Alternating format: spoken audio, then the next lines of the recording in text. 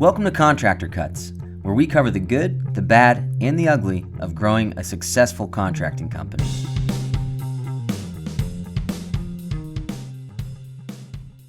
Welcome back to Contractor Cuts. My name is Clark Turner. I'm Jared Flo. Thank you for joining us again this week. So this week we are diving deep into people having money issues. Yep. Right now in the U.S., there's a lot of ups and downs with all the interest rates that are still very high. We've had a lot of contractors that we deal with, that we work with, that have had very, very tight money cash flow situations right now in their companies. We're currently towards the end of the year, and clients are coming back to us saying that they can't land anything from here to the end of the year, and everybody wants to start next year, January, February. So they're trying to figure out how to get cash flow in and maintain a pipeline right now has been difficult. That's right. So we thought this would be a great spot to have a podcast about the advice we're giving these guys. How do you start at the beginning looking at where do I cut, where do I don't cut, where do I don't cut, where do I cut, what do I keep? How do we keep going where financially we're safe and structured well? Yeah. And we're doing this. A lot of guys, some people will hear this and say, no, I'm doing fine. I'm good. I'm booked up for 6 months. That's great. There will be times in your company at some point in the future that this will happen to you. Construction is so ups and downs and valleys and peaks. And so this is something that at some point every contractor will have to deal with, 99% of the time. Yeah. In our past, I mean, we identified times of the year that I assume that most people know that this is our super, super busy time, and these are times where it's kind of feast or famine. Yep. And if we don't have a pipeline, we hope to have had some cash build up to be able to float us from, towards the end of the year. For us, it was notoriously like the furthest part, like end of November, December, January was really slow, and we either had to figure out how to make it through there and find some jobs or build up some cash so that we can kind of float through those last months. Right. But then there's also times that we identified that just something happened. There was a slew of bad jobs or a bad hire, or there's an insurance audit that all of a sudden you owe a stack of cash, or a loan comes due. All of those different things cause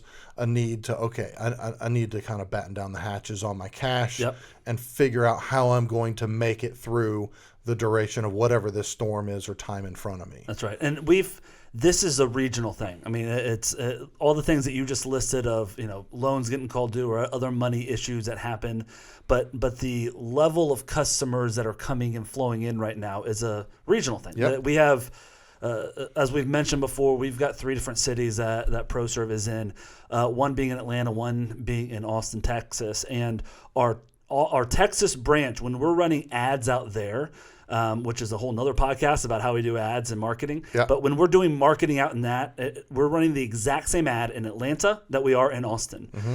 It is 5 times the number of clicks on our Austin ad than an Atlanta ad. It's the same formula, same thing, same money demographic that we're aiming for with clientele. Everything's exactly the same on the same platform.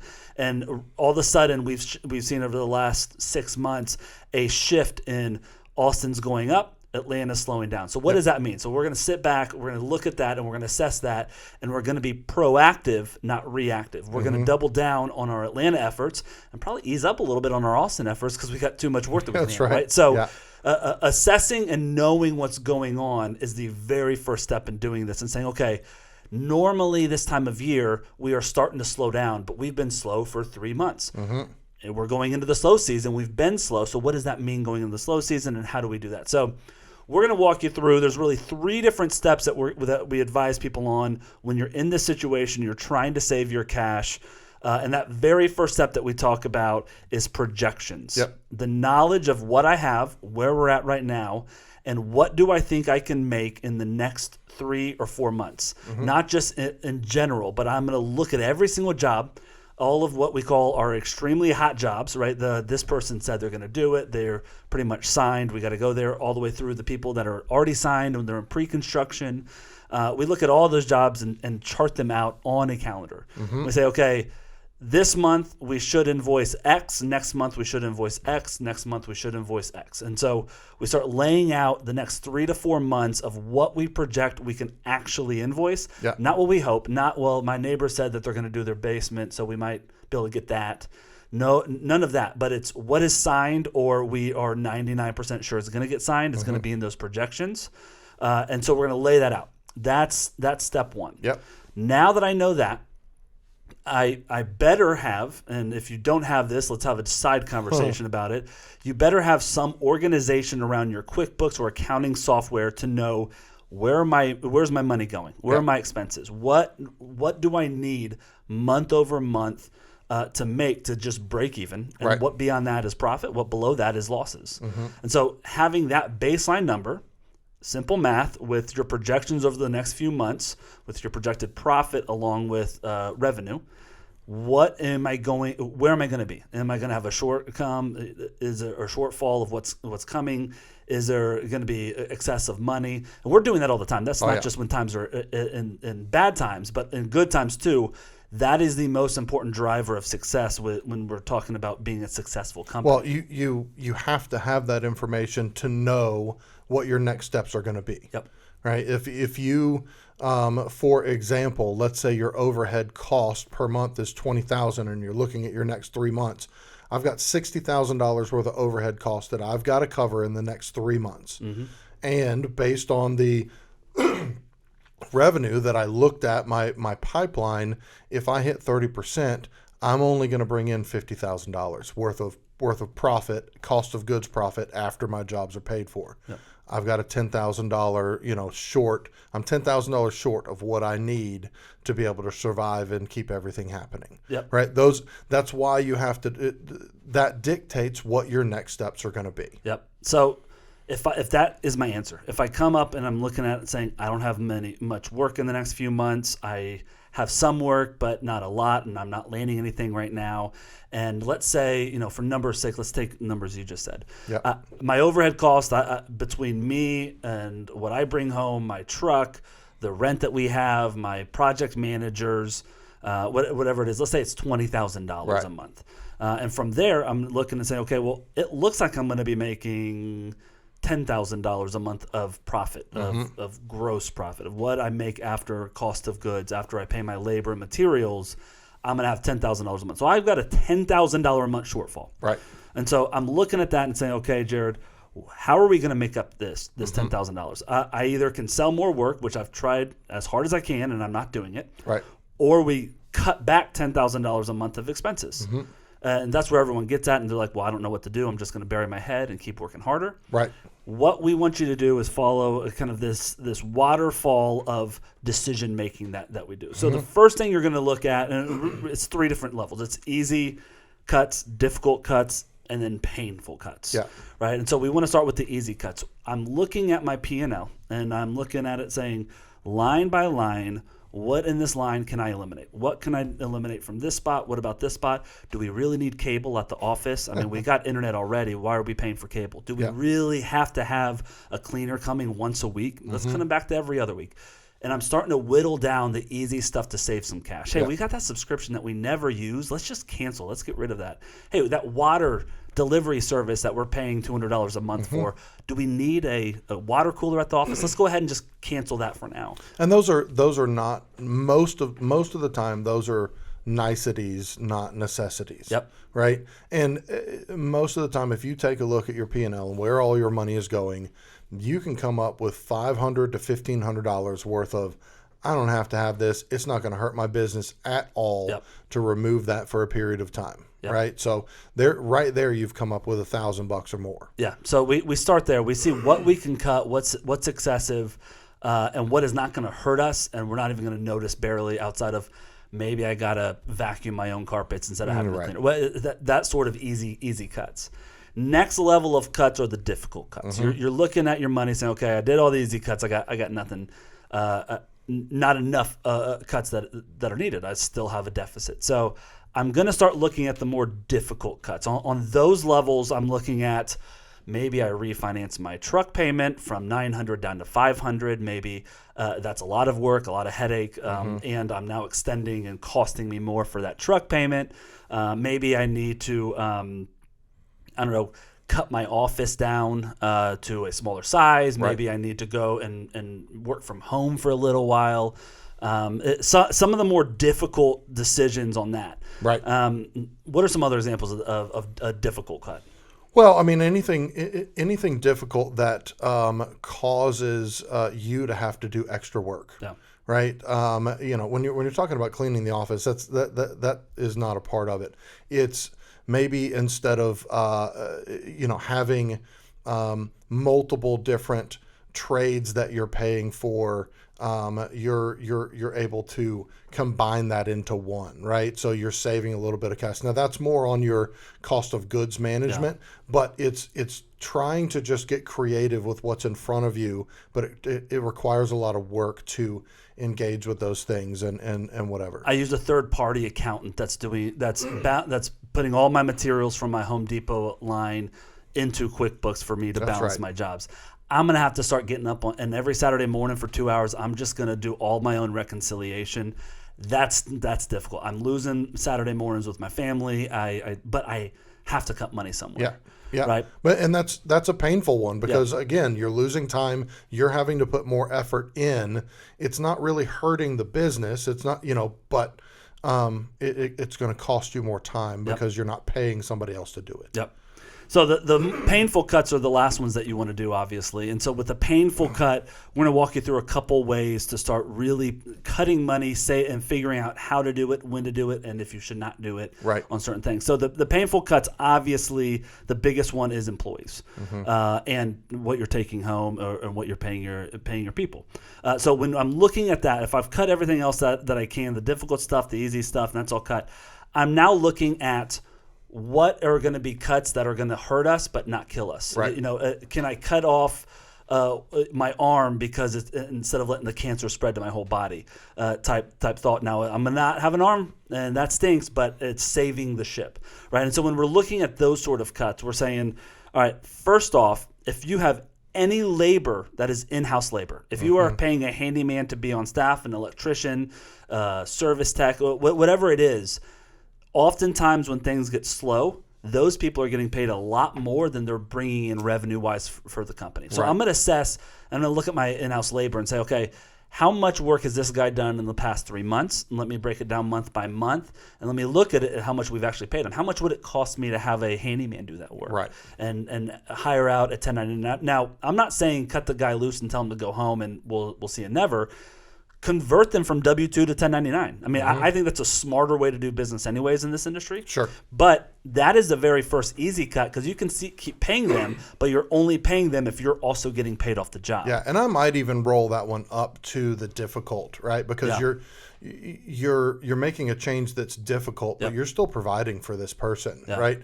They're still going to have work. They're still going to have money coming in. It's just changing the format of how they're doing it. Instead of being an employee, you're now a subcontractor. You're actually going to have opportunity to make more money. But that's a difficult change because it changes the dynamic of the way things go, and you have to have that conversation with somebody who is an employee moving them to a sub. And the other difficult part of that is you have to be more responsible and proactive now. I've got to build a work order. I got to figure out what I'm going to pay this guy and what work he's going to get done on what days. That's right. Before it was like, hey, Jared, it's Monday morning. Go out to Main Street. Yep. Right. It's Tuesday. Why don't you circle back to that job? And it's more reactive when you've got an on-staff person, which also usually costs you more money. So again, that's the first, probably the lightest of the hard cuts. Yeah. Next, we're going to start assessing employees. All right. I've got three. Well, Go ahead.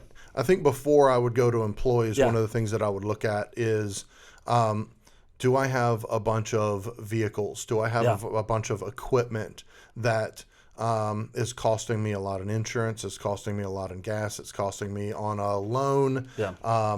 We had somebody just recently that came in on Alliance, and they had a bunch of skid steers and all this stuff, excavators that they would use on a random basis, but it wasn't a part of their daily, revenue that they were bringing in. They were like, it's costing us about $1,500 a month, but last month I would have had to spend $2,000 on renting equipment. Right. We said, well, what about the month before that? Well, we didn't use it. Well, about 2 months ago?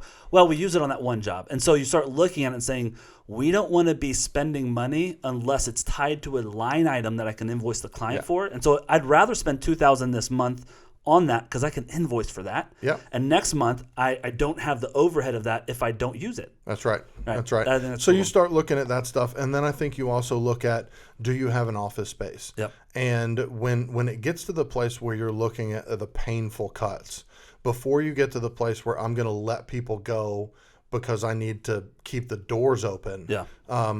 Let's see if I can get rid of the door I'm paying for. Yeah. Right? If I don't have to have an office for a period of time, that is going to help us get through a really difficult time, whether it's a slow time where there's just no business coming in the door, whatever it is, I've got to reduce my cost. I got a $10,000 deficit every month, and I've got to make that up somewhere. Yeah.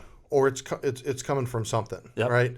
And so I think those are painful ones. So like, we've got this nice office, and it's a great place for everybody to come, and it's easy to have meetings, and I need to make this decision because it's $2,000, $3,000, $5,000 a month that I'm paying for this place that I don't have to have it. Yep. It's not a necessity. It definitely is nice to have, but I don't have to have it. If me keeping it could mean I'm not going to be able to keep the doors open. Yeah, right. For sure.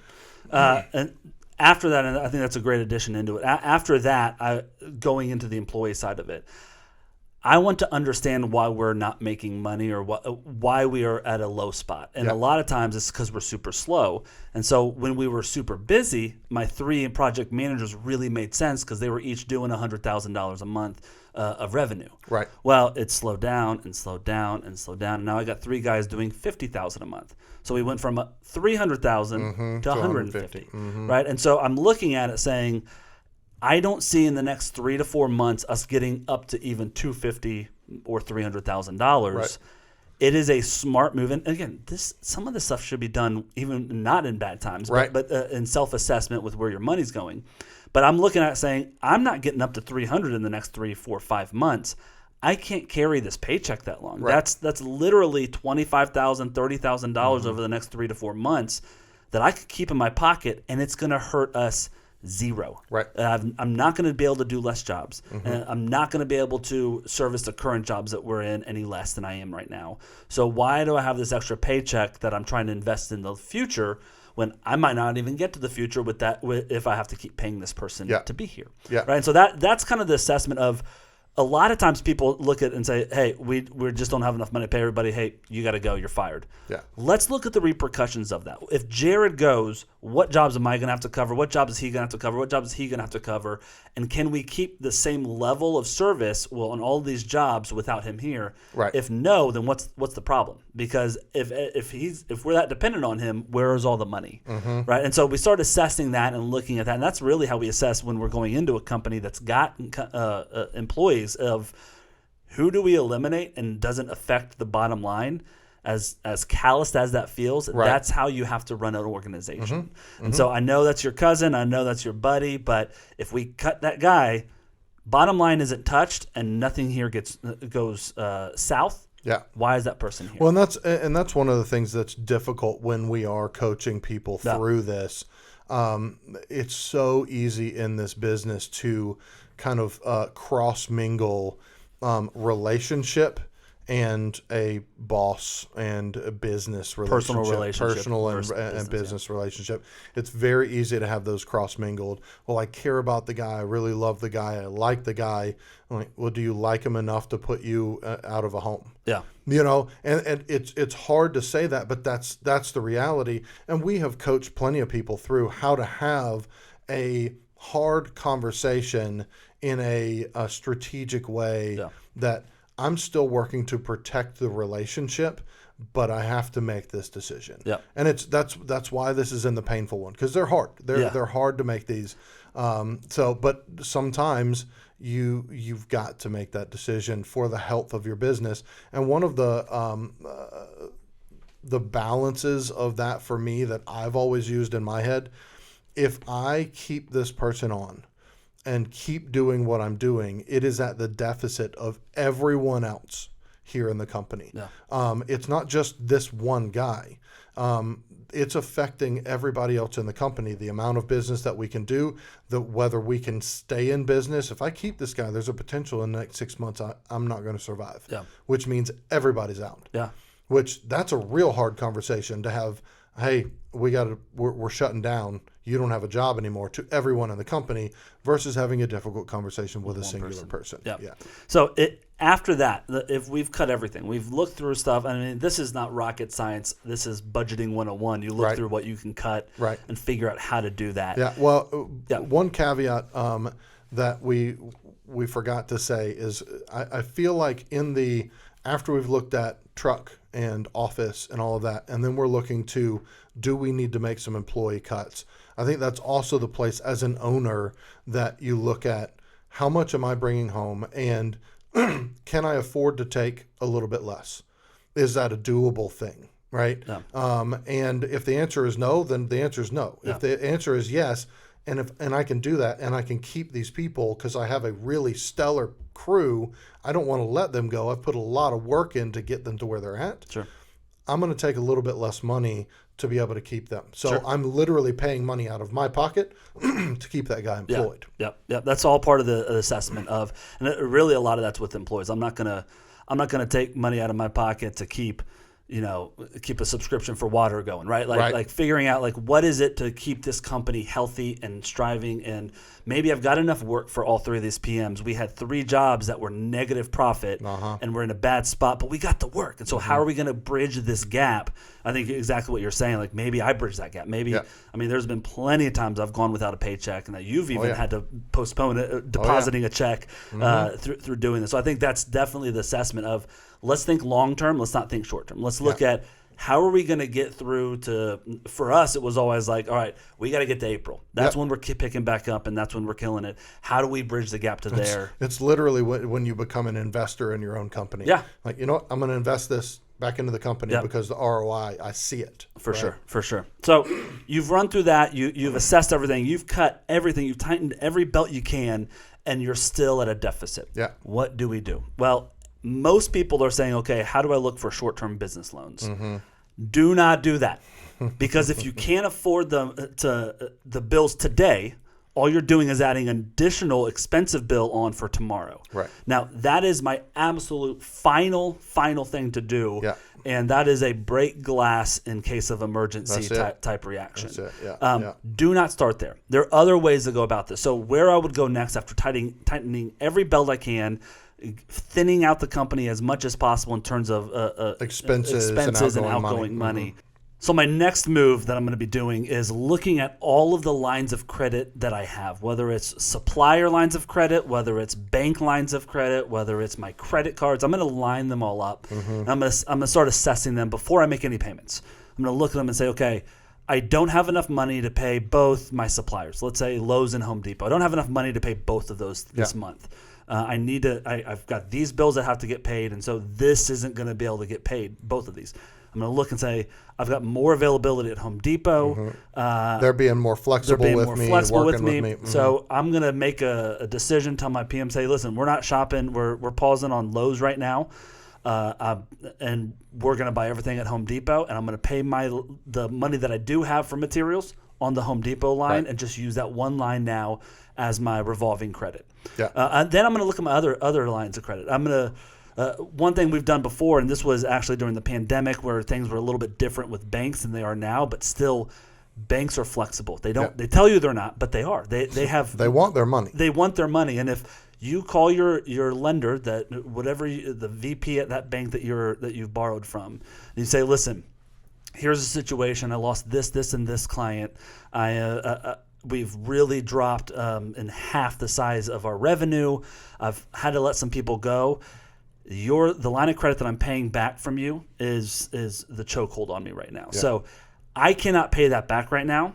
Here's the option that I would prefer. If you could give me a 6-month reprieve where I only pay interest only on that line, that will get me to bridge the gap and I can continue paying. If you'll do that for me, I will love you forever. I'll be at this bank forever, and I will pay that interest rate, the interest payments throughout the next 6 months, and then in the spring when I pick back up, I'll start paying down the principal. Well, and honestly, for the bank, that's just free money. Yes. That's all it is. I'm extending the terms, and I don't owe my full payment for the next 6 months. But all of that interest money is just extra cash for them. And for you guys, listen, if you can't do that for me, and this is not a threat, I don't have the money. So you're not going to get paid anything. If I can get that in writing from you, I'd rather give you something and work with you to bridge this gap. But if you say you can't do that for me, I understand. You guys got to do what you got to do, and we'll probably end up closing the doors. Again, this isn't a threat. This isn't a tool that you're using to abuse an agreement It's that just you have. facts. These are facts, and I'm going to work with the people that are willing to work with me because someone's getting screwed on the credit side short term here. I want to pay all my debts, but I need your help to get me there. Yeah. Because if I close, you're getting $0. So I'd rather get you there. And banks will work with you. If you're at the right bank, if you're not at one of the Big guys. banks of the America or Fargos that are very well, then they're going to work with you because they want that relationship, and more importantly, they want their money back from you, and they're dependent on you to get done, to continue working to be able to pay that. So that again, that's going to hurt your ability to borrow in the future. That's probably going to ding your credit pretty hard, but we're getting down to the painful stuff. Yeah. And so this is the more painful to go through all of your lenders, look through who I owe money, who I can pay, who I can't pay.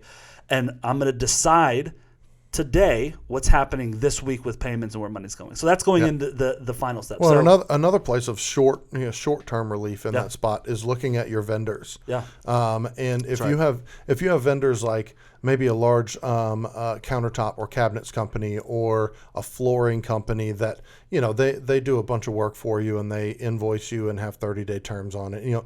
Those type of companies, not your painter and handyman guy, but the bigger companies, you can go to them and say, hey, here's the deal. I owe you $10,000 right now.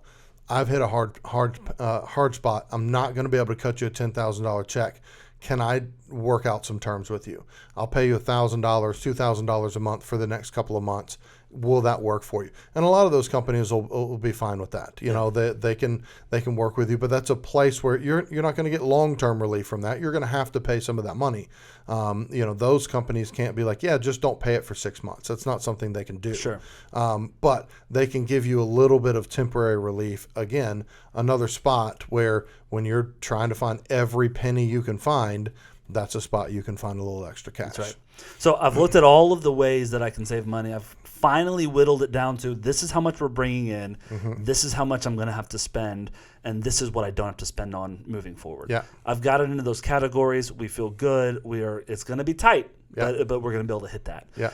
The next thing is the last stage that I tell people. There are two things you have to do, and that's it. I'll talk to you if you're running your company, Jared, as Jared Construction.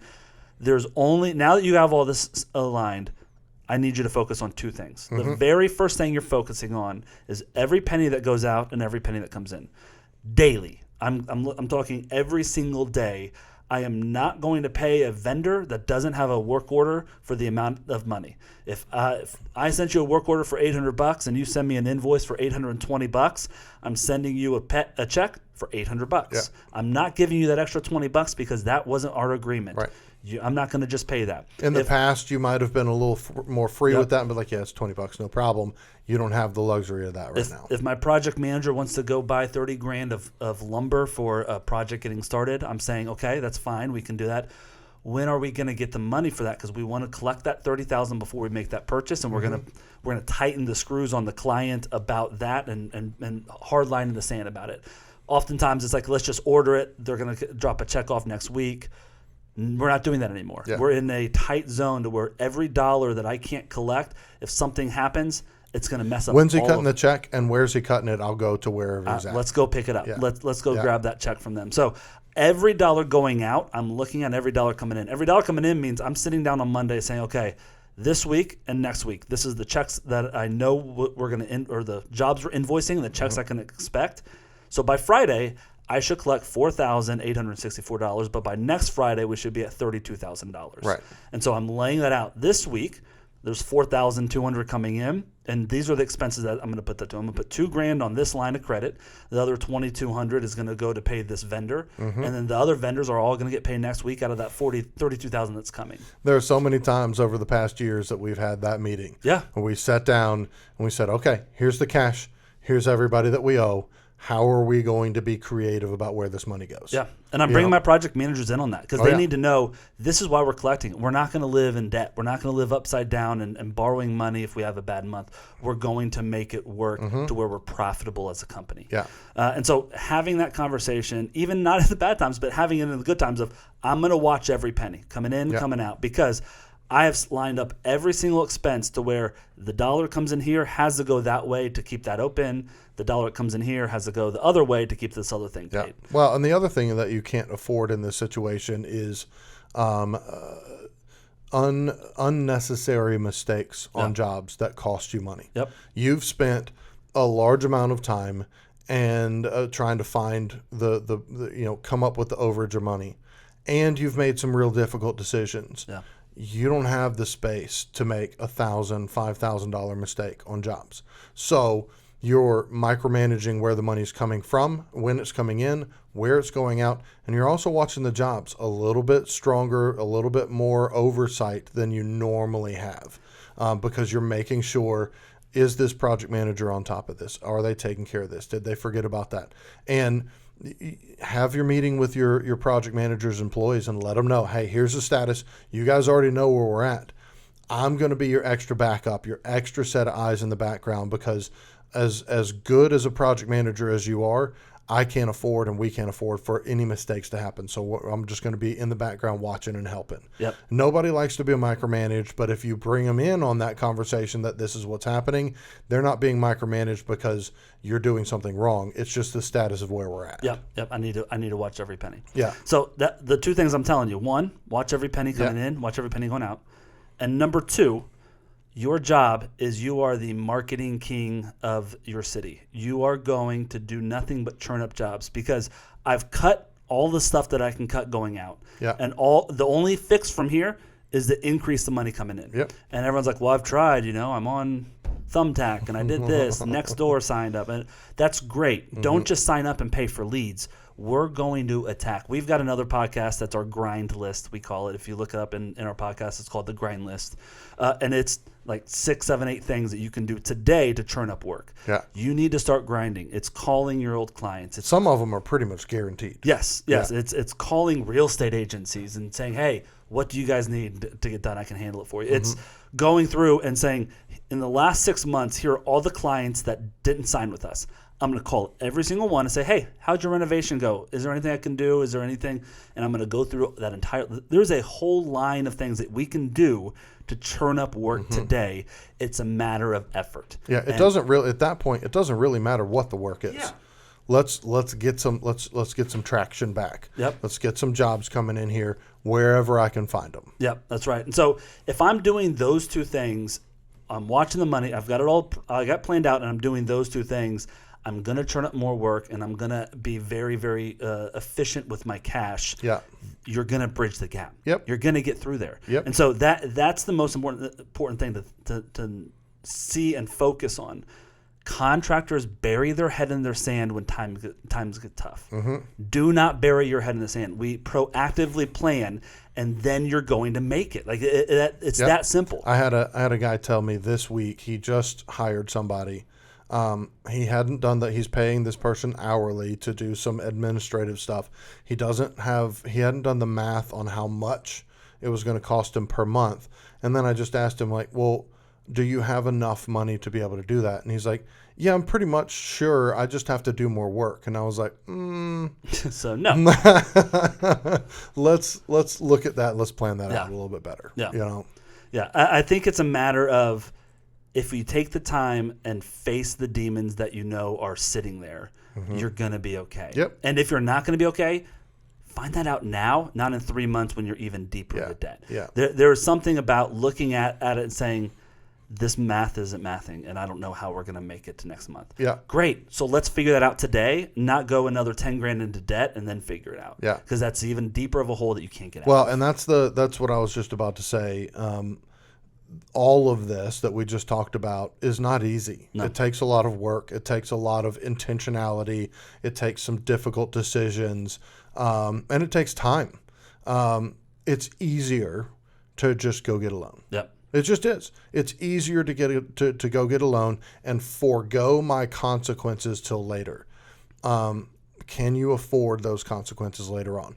We've got plenty of contractors that have done that, and they've blown through that money. Yeah. And now they're paying the price, $8,000, $10,000, $12,000, $20,000 a month that they're paying on these crazy loans that they're going to pay for the next 10, 12 months. I mean, we did that pre-COVID, 2017, 2016, somewhere in there. We took out a line of credit and just great free cash. Yeah. And we still got another year of paying it, and that's $4,000, $5,000, $6,000 a month that we're paying towards something that was just for fun money. Yeah. Like, it was just like, hey, let's hire that guy. That's what, like, before we even thought about all of this stuff and started really pushing this into our company, we're still paying for it. And so those are the things that we can't make decisions today because of the decisions we made in 2016. Yep. Isn't that crazy? It's 2023. We cannot make decisions today because of the bad decision making with money we made.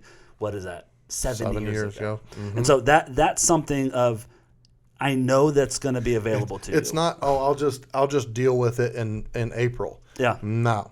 It sticks around. Well, on paper, hey, by April we should have this, and that client's landing. We'll be making about $100,000 a month. I'll pay this off in 4 or 5 months easily. Yeah.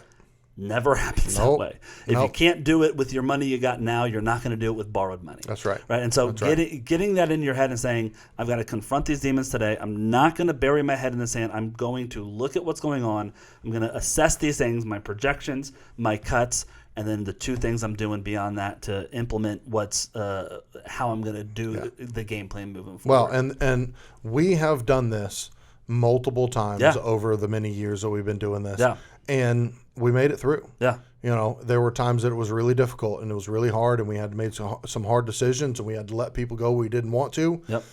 But we made it through, and we were better on the other side. We learned a lot about ourselves, about the company, about the next hires that we made, the type of business that we choose to take on. All of this difficult process through, you're going to learn a lot and grow through it. We made it through, and hear this, we made it through because we did this at the first sign of a red flag. That's the truth. If we would have waited 3 months, 4 months, 5 months of it's going to be fine, we'll be fine, let's just get another job in here. If we did that, it'd be up the creek. we would close the doors 3 different times over the past 10 years, right? And so it's one of those things of do it today. Start assessing it. Even if you're healthy, this doesn't hurt to go through your cuts and what you can cut and line them up with your projections and ensure that you're making the profit you want to make. But if you wait on this, if you start feeling that this isn't comfortable, and you start getting that in the back of your head of this isn't going right, pull this podcast back up and walk through these processes and walk through this. It's very simple if you start doing it and you face it. If you don't, it's a ticking time bomb to close the company down. Yeah. All right, that's the end of it. Another cheerful podcast about going out of business as a contractor. But it's this is why contractors come to us a lot of the time is I'm about to close my doors. What do I do? I'm working my butt off and I'm not making any money. So we all come across these times. It's if you're proactive and you plan for it, you're going to get through this time. That's right. All right. Thank you guys so much for joining us. Next podcast, we got a couple big announcements. So be sure that you tune in. All right. Appreciate it. Later. Bye.